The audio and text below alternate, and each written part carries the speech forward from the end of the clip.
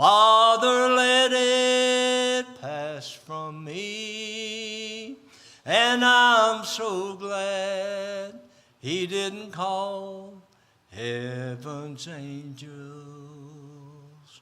From these hands pull the nails that torment me.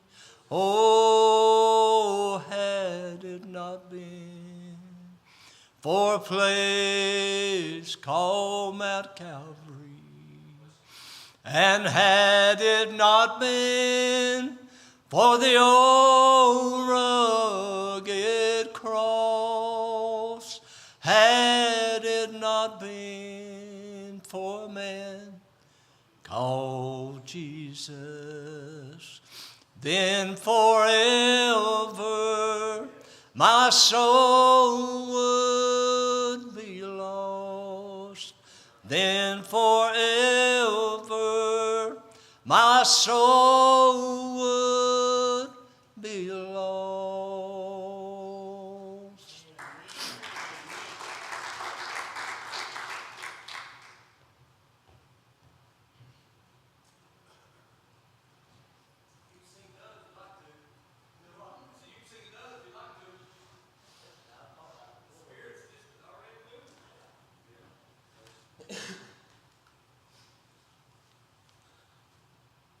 Amen. Appreciate Brother Gary. He's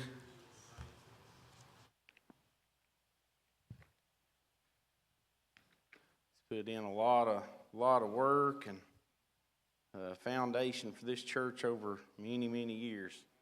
So thankful for that. Glad you're here with us tonight. I know we're a little small in number, but that's all right. It'd be good for those that's here and be good for me. I want to continue on a little bit with the compassion that we talked about last week. I had a couple slides left on that one, and I went back and had a little bit to that today. And so some of this might be review if you were here Wednesday night, but we'll continue on a little bit with it. And I shared a little bit last week about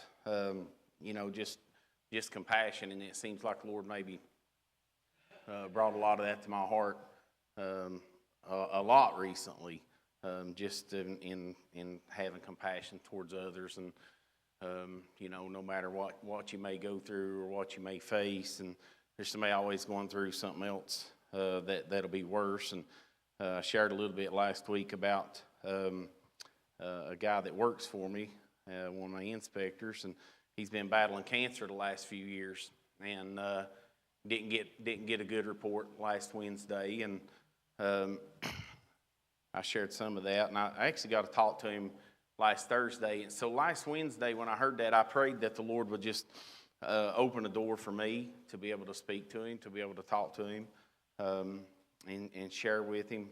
And when I talked to him that Thursday, we talked for a really long time, and he shared with me, and I guess when you go to the doctor and the doctor says there's really not anything else we can do, I don't know that feeling.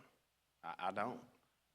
Maybe some of you do, but I can only imagine what that would be like, and that's it. I don't know that feeling, but and in talking with him, I could sense there was a little bit of hope that had been lost, and my heart had just broken. But God opened the door for me to be able to share with him.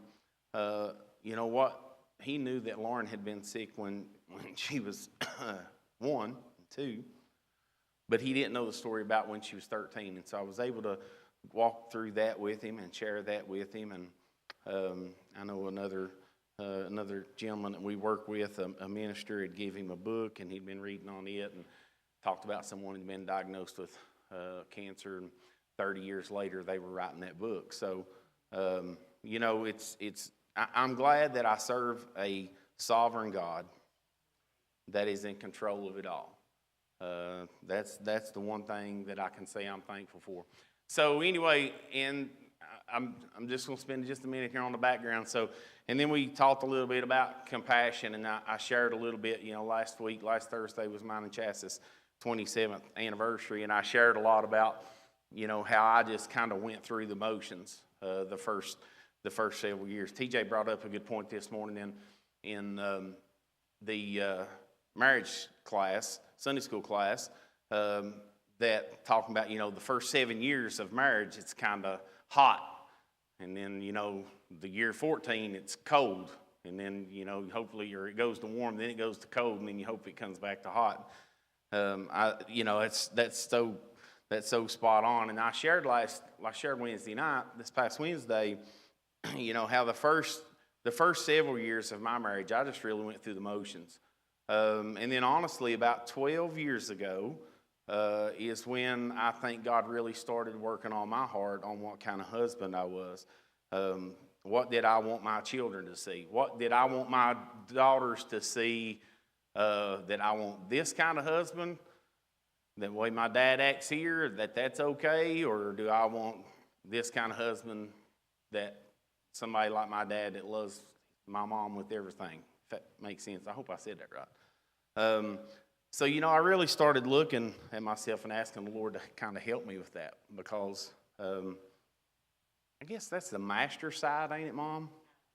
That always comes out in me a little bit when I get frustrated. And, we was laughing and joking the other day, and Chad said, I don't know if you've raised your voice to me in like 7 or 8 years. And I said, well, that's a good thing. The Lord's helped me with that. So.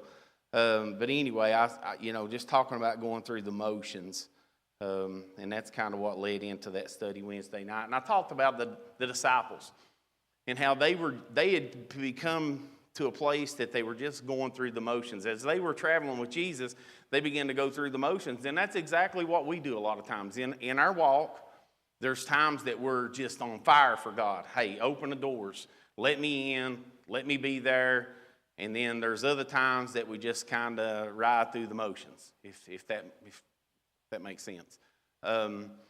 Not saying that you're not saved when you're in those places, because definitely I've been there. But I think a lot of times we get caught up in those, and it's kind of a staleness, if you will. And then we really have to look at what we're drawing from. So anyway, I talked about the multitude. And if you remember, John the Baptist had just passed away. And Jesus had went away, and it was kind of like you can take that as he was finding a place to get away from everyone and go to the Father and find some rest and find some renewal. The multitude followed him, and he seen them, and then down here at the bottom you can see I got highlighted, and it said, and he was moved with compassion towards them. And so that's something that the disciples lacked at that time. And that's kind of what we talked a little bit about Wednesday, and we talked about how the disciples, when they lacked that compassion, it's because they were at the point of saying, what is it going to do us? What are we going to have to do? We would have to work. We would have to spend our money. We would have to work or serve or do these things, because they were at a point, and you can say, send the multitude away. You can see that they just said, send them away, that they can go into the villages and find food. It's not our problem. That's what they were saying. And we talked about last week, or Wednesday, if you wasn't here, we talked a lot about, if we really just want to be honest, there's not a lot of compassion in the world anymore. It's totally different. It's totally different of, a neighbor taking care of a neighbor. And, now a neighbor may want to take care of a neighbor, but they're afraid if they go, they're going to get sued for trespassing, or, they may go help them clean their yard up, but they may tear their flowers down, and somebody's going to sue them over it. Right? I mean, that's just the way it is. And compassion has left. It's not something that is as relevant as it used to be, and that's a sad thing. That is a sad thing. So we talked about that. We talked about what compassion meant, and there's the background, but this is the part about going through the motions. And if you go over to John chapter 6, if you want to look at it in that scripture sometime, John chapter 6 is, and Philip, Jesus asked Philip, said, when shall we buy bread that these may eat? Okay? And he did this to test him, to to see how he was going to answer, but Jesus himself knew what he would do. And Philip answered and said, well, 200 pennyworth of bread is not sufficient for them, that every one of them may take a little. One of the disciples, Andrew, Simon Peter's brother, said to him, there is a lad here which hath 5 barley loaves and two small fishes, but what are they among so many? So we talked about when we go through the motions, we get to where we don't see exactly what God can do, okay? And I'm going to try to speed through some of this. So we talked about when you go through the motions, you don't know that God can take such small. And we talked about how good it is to be the lad, right? This little lad, he was the one there with the fish and the bread. That was for his family, guaranteed.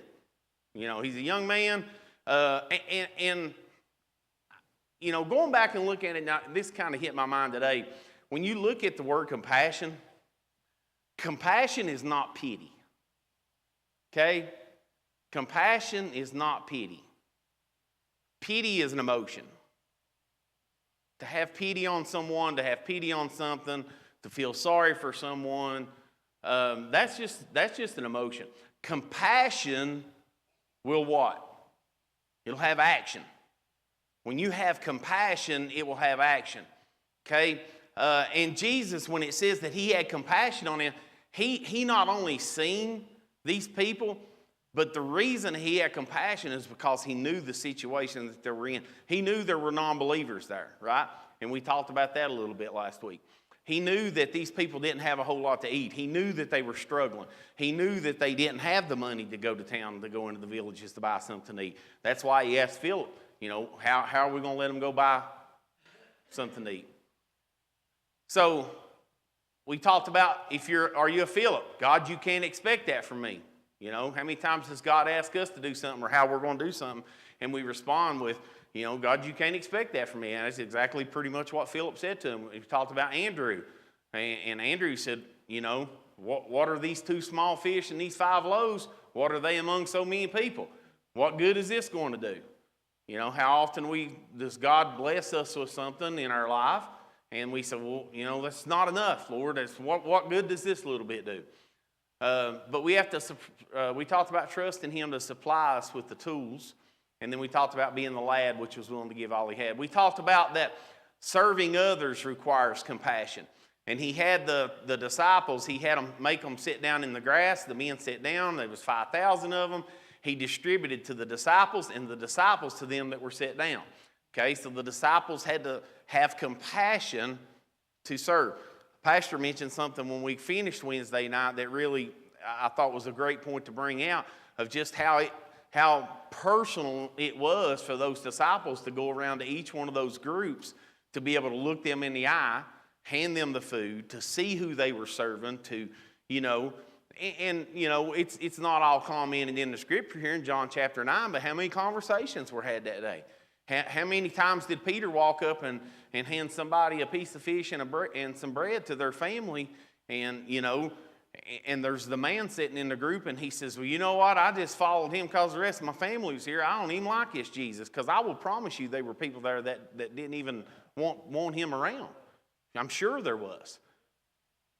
So that was a good thing. And serving others requires compassion. They had to suffer with them in order to serve them, okay? Compassion will always meet the needs of others.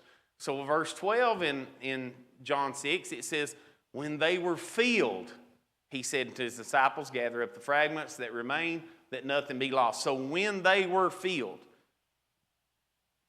he wasn't talking about their belly being full, but he had healed their sick, he had ministered to them, he had showed them compassion, the disciples had showed compassion, they had seen the work of Christ and exactly what he was doing. So they were completely satisfied. And so we talked about being filled was more than just about the bread, right? It was a whole lot more than that.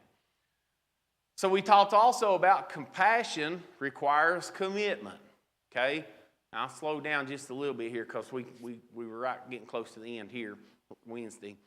It says, when they were filled, he said to disciples, gather up the fragments that remain, that nothing be lost.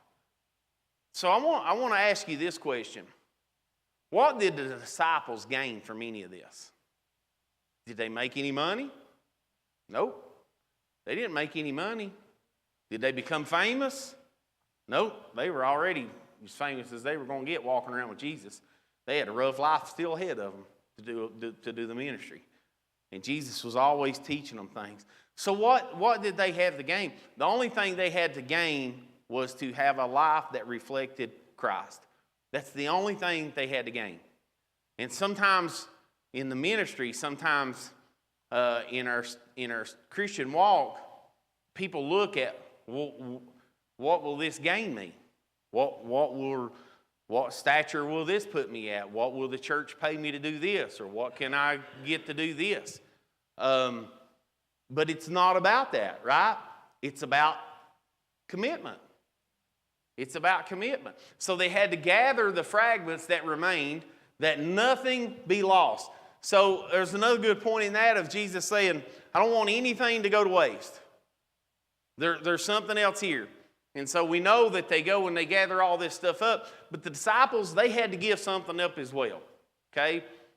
That commitment will always require you to give up something. Every single time. And, if you played sports as a young person and in your younger days, whether it was, let's just say high school sports, if you play sports, if you're committed to that, it's going to cause you to have to give up something. Guaranteed, every time. Now, you can just go through the motions if you want to and have fun. And listen, a lot of kids down there, I go down there and talk to that football team on Thursday evenings, and there's a lot of good young men on that team, and I can go down there, and the second time I'm ever there around those 40 kids, I can just about tell you the ones that absolutely love what they're doing, and then there's just some of them down there, they're just happy to be there with their buddies. And hey, if that's you, okay, maybe don't expect to play them a lot. But if you want to be good at something, right? And I want to be good for the Lord. I want to be good at serving Him. I want to be good at serving others. If you want that, it's going to require some commitment. It's going to require that you give up something. It's going to also require that you have to see it through. Be careful here, Jody.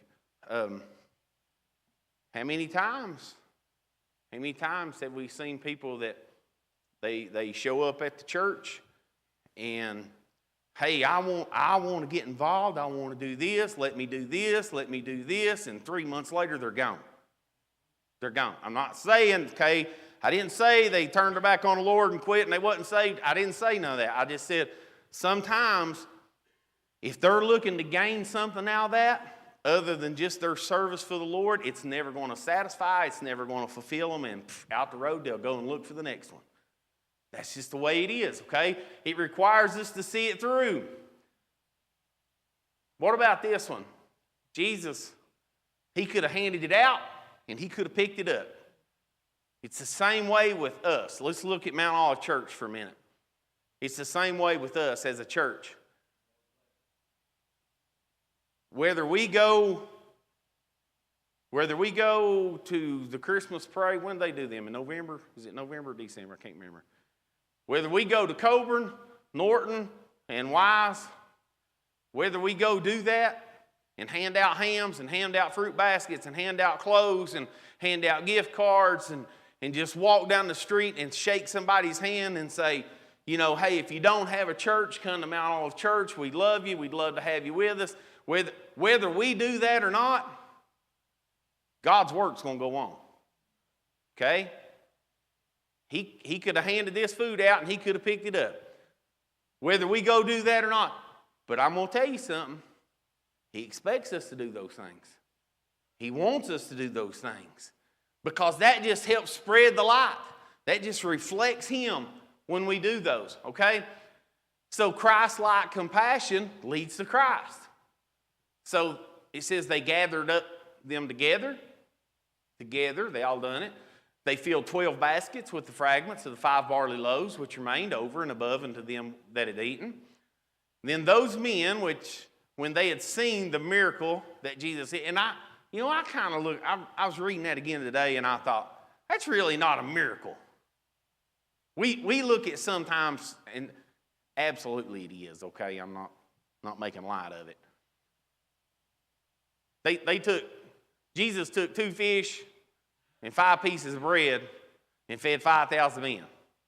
But sometimes it's like we look at things and say, I mean, like that, a miracle is like something that's too hard, something that can't be done. It's unexpected, I guess.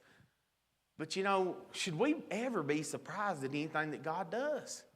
Absolutely not. Absolutely not. But it was a miracle. I'm not making light of that. But they'd seen the miracle that Jesus did, and then they said, this is of truth, that prophet that should come into the world. So, what does that mean? They had already heard that this prophet was going to come into the world.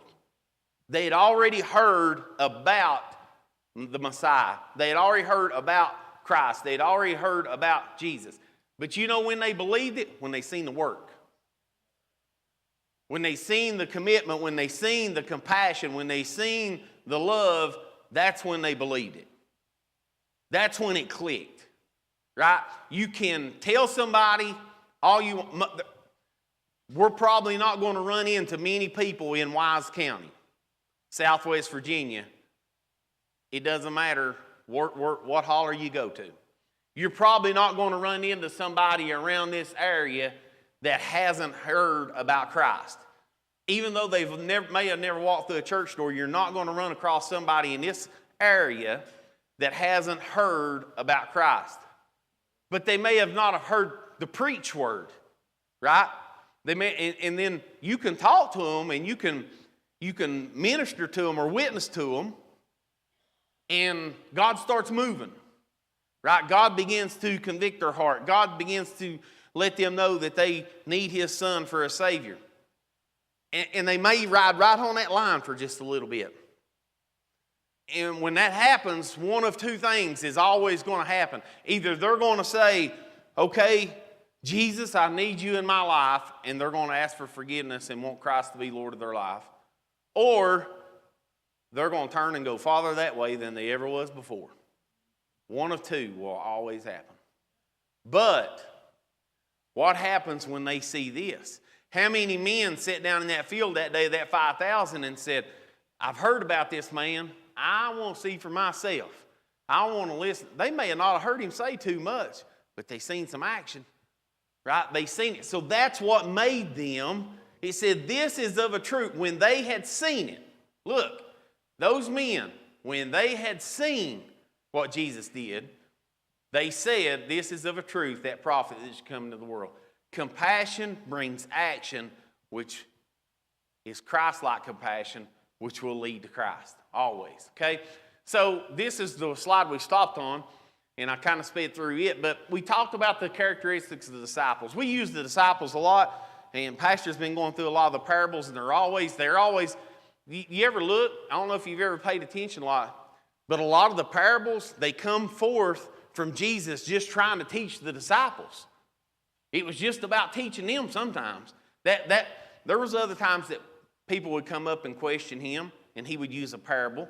He would use that story, right, with the heavenly meaning to let them understand. But a lot of times he was trying to teach the disciples. So characteristics of the disciples, they had to be reminded of compassion.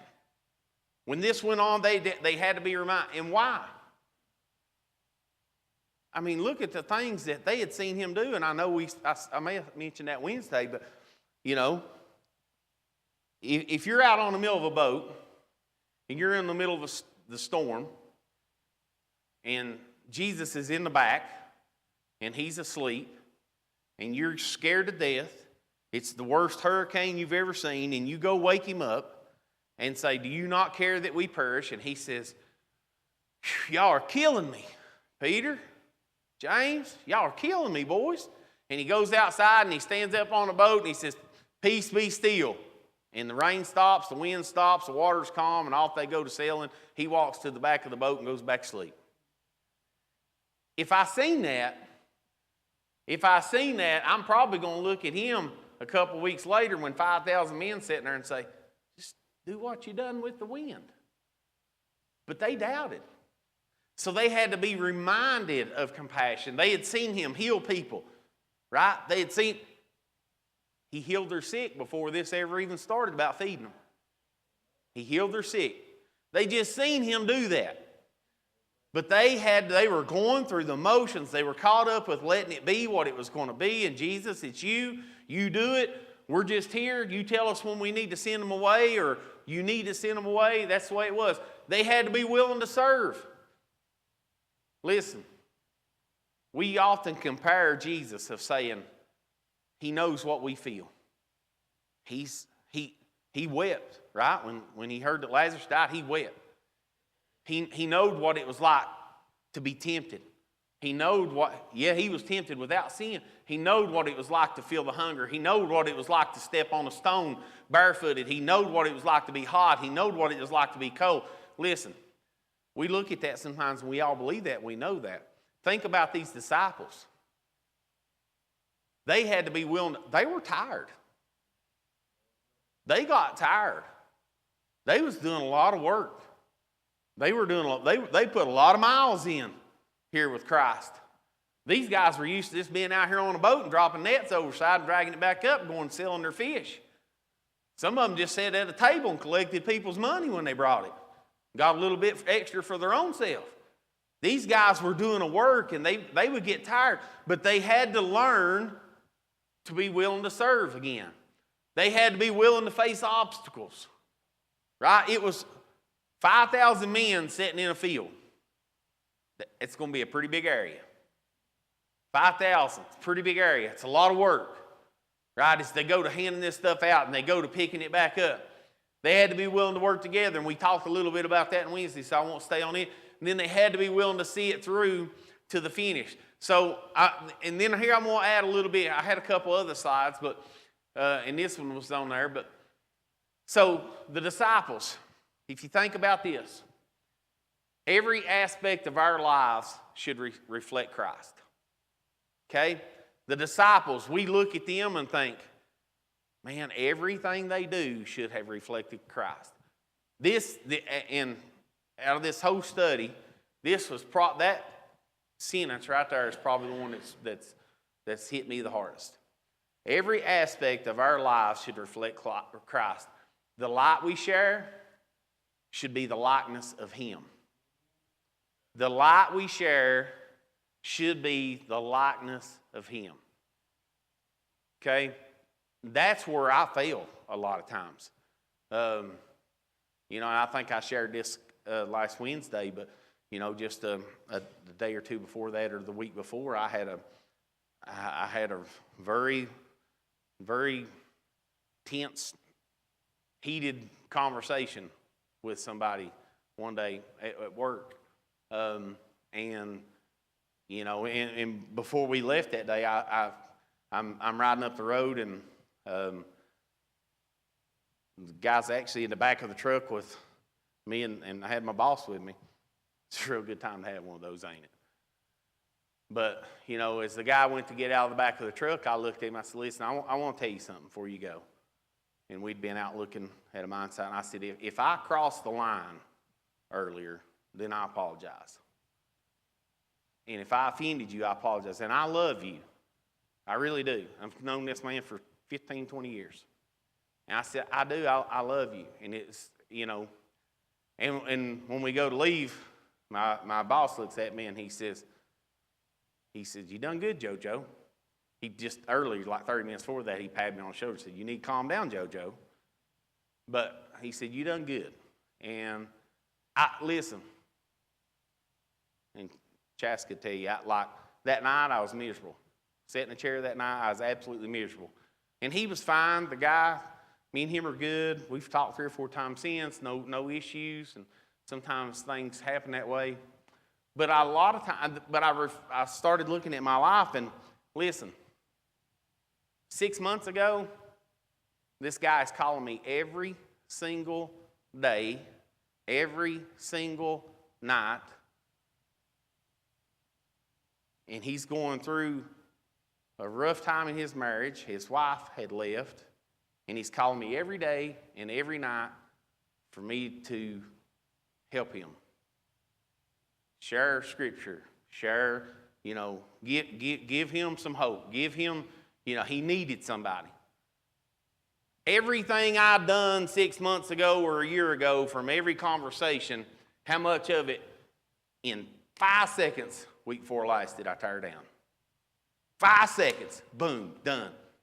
Not call him no more for that. I couldn't even sleep at night.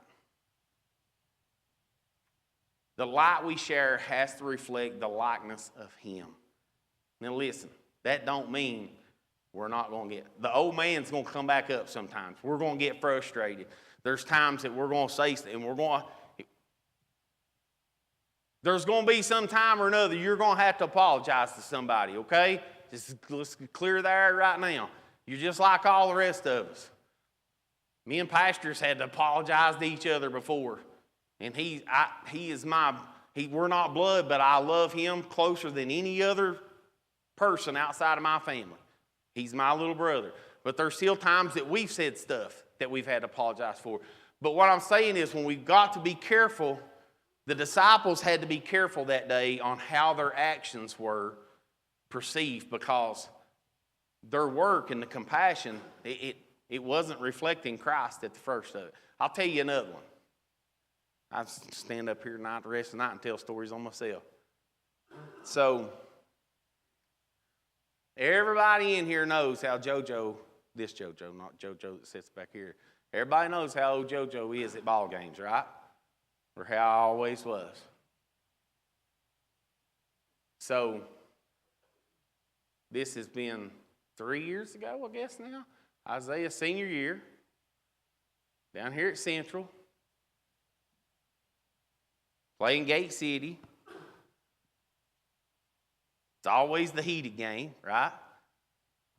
And the next thing you know, I'm 4 rows, 5 rows up here in the bleachers. Next thing you know, I'm 2 or 3 rows down, and I'm making my way down the walkway here, going down there behind the visitors' bench so I could say my piece. And we laugh about it, right? I'm still the only fan in Wise County that got a technical called on him in the stands. But listen, this is where I'm going with this. There's somebody come up to me that night as we're walking out the door in the cafeteria at Central High School. They're not in here tonight, but they've been to this church for quite a few years. I've had their kids in my youth group. And it's a mommy, and she walks up to me as we're going out the door at night, and she laughs, and she looks at me, and she says, "Boy, I sure hope you next time you stand and preach, you preach with the same passion you had when you was climbing down them bleachers." Isn't it right? We laugh at that. We do. We all get a little fired up over something every now and then. For me, it was always that. But I felt like that right there. I felt like that. And listen, I'm going to be honest with you. It's caused me to remove myself from those situations. It really has. I never missed anything like that. And I guess it helps now that Maddie's graduated and not cheering. But, listen. Last year, it's funny how those things, last year we're over here in the gym. It's like January or February. Emma Kate comes up to me and she says, "JoJo, when you going to come back and watch me play?" And I was like, man, I felt like this because I had supported everybody else all the way through it.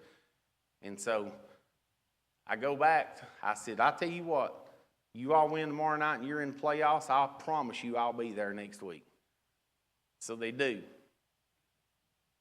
They play Gate City. But I just went over there that night and sat by myself in a corner. And I didn't mean to get into all that. I'm just telling you I don't want you sitting here. The reason I share that is because I don't want you sitting here tonight thinking like that I'm just preaching at, because, man, I've made so many mistakes. I've made so many failures. And that's one time out of 50 that I acted like that. I'm being serious. And it just, anyway, let me move on. So, I wished I would have put the name of the quote for this person, and I can't remember now if it was Kyle Idleman,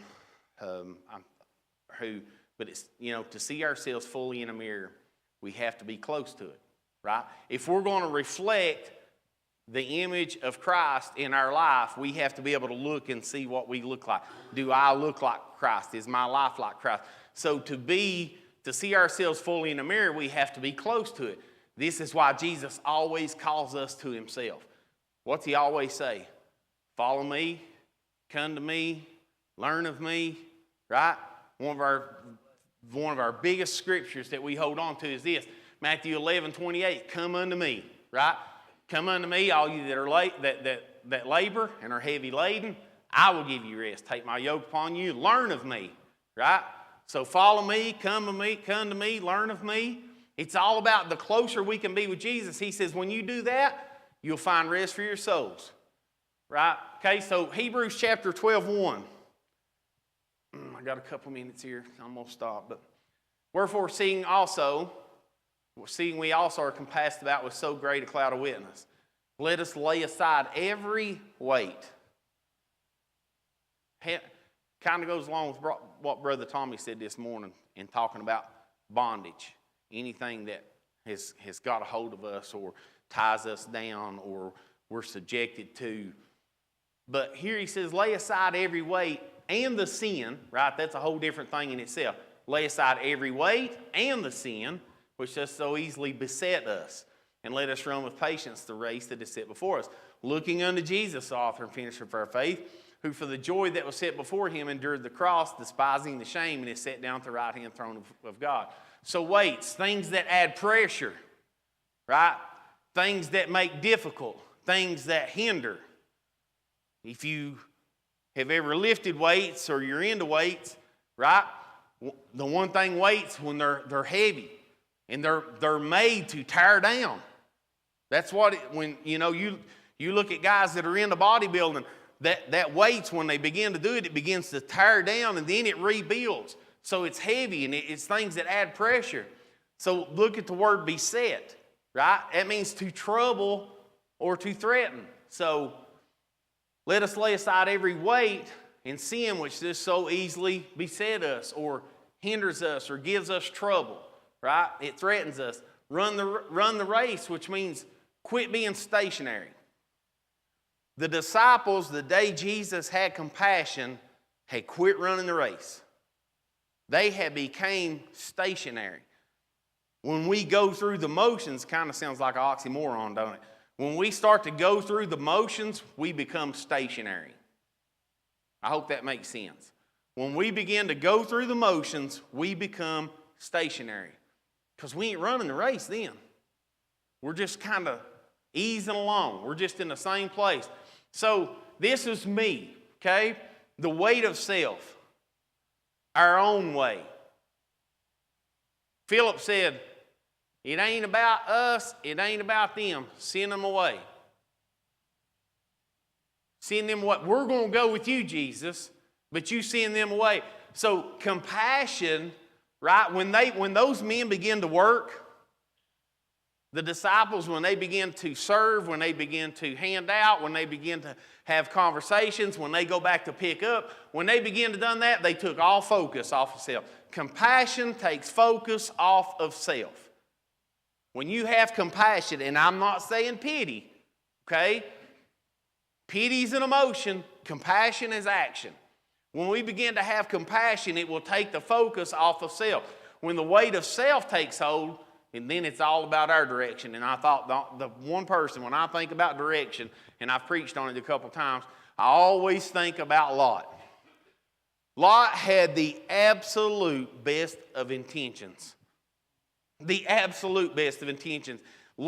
Abraham is his uncle. He's going with him. They're both blessed. Everything's going good. When he looked up here on the mountain and Abraham said, you choose, he was thinking he was doing good for his family. He's thinking he's doing good for his livestock. He was thinking he was doing good for self. But he considered every single factor except for the spiritual cost that it was about to have on his family. And when we get caught up in self, sometimes that's what's going to happen. We don't realize the spiritual cost. So compassion won't let us take the credit for ourselves, right? Those disciples, when they picked those baskets up, what did it say? The men sitting there, when they seen this miracle, they knew it was Jesus. They didn't look up there. It didn't say that they looked and said they knew those disciples were excellent at what they done. It wasn't nothing about them. I've always loved this about Peter, and I know I've shared this before, but it's just something I always hold on to. Peter always made the point to point to Christ. Every situation. Right? He learned a lot. He was worried about, Peter was a phenomenal, to me, the best disciple, right? If I was going to pick one. But he was always worried about self too. And even to the point when Jesus said, that's nothing to you, whatever happens to John. But then Peter had a switch. That day he jumped off the boat and swam to shore and had this conversation with that time. At that moment right there, Peter's focus changed. And then every message he preached, he didn't know anything else to say but point to Christ. That's it, period. And he done so good at it. He'd get out of jail, or, you over in Acts, what we taught on not long ago. Don't look on us. Don't look on us for what we done. This man been laying at the gate. Don't look on us. It ain't nothing we done. Look at Jesus. Colossians 3:17, whatsoever you do in word or deed, do all in the name of the Lord Jesus, giving thanks to God and the Father by him. God deserves all credit, honor, and glory. Anybody got anything? I'll stop right there. 5 minutes short.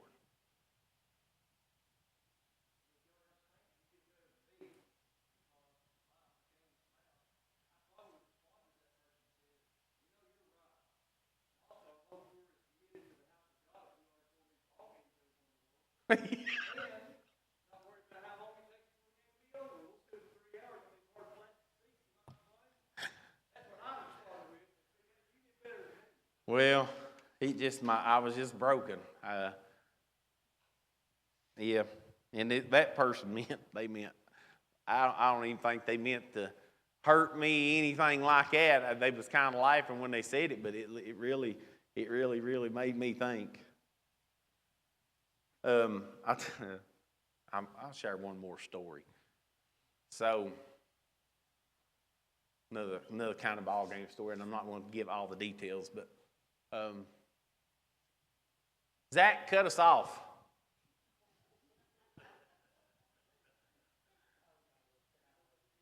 So everybody kind of knows this story too, but and this is, I'm going somewhere where it's kind of funny, but this is how people talk.